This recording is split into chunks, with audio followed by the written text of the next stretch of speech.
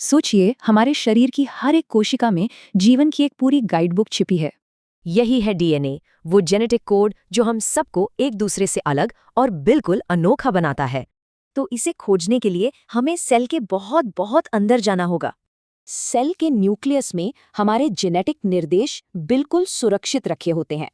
इस पैकिंग से बहुत सारी जानकारी एक छोटी सी जगह में फिट हो जाती है। और जब क्रोमोसोम को खोलते हैं तो दिखता है ये डबल हेलिक्स, जीवन का अणु डीएनए। डीएनए असल में मास्टर ब्लूप्रिंट है जो पीढ़ियों तक माता पिता से बच्चों में जाता है। इसे एक मुड़ी हुई सीढ़ी जैसा समझिए। इसके किनारे शुगर फॉस्फेट के बने होते हैं और सीढ़ी के डंडे बने हैं 4 केमिकल बेस से। यही जेनेटिक भाषा के अक्षर हैं। और इनके जुड़ने का भी एक खास नियम है।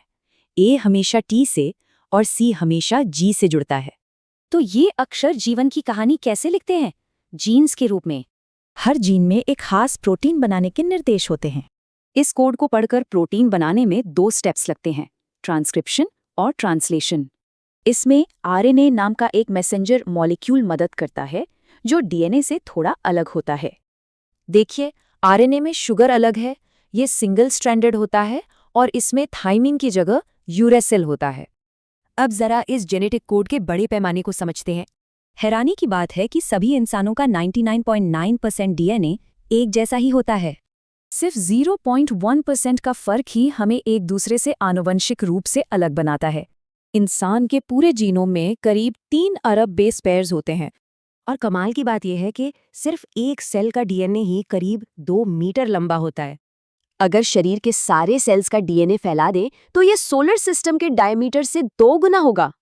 यही कोड हमारी विरासत है जो माता पिता से बच्चों में आता है, आधा एक से आधा दूसरे से। इसे समझने का सफर कई महान वैज्ञानिकों की मेहनत का नतीजा है। और आज डीएनए की समझ हमें बीमारियों के इलाज और रोकथाम की जबरदस्त ताकत देती है।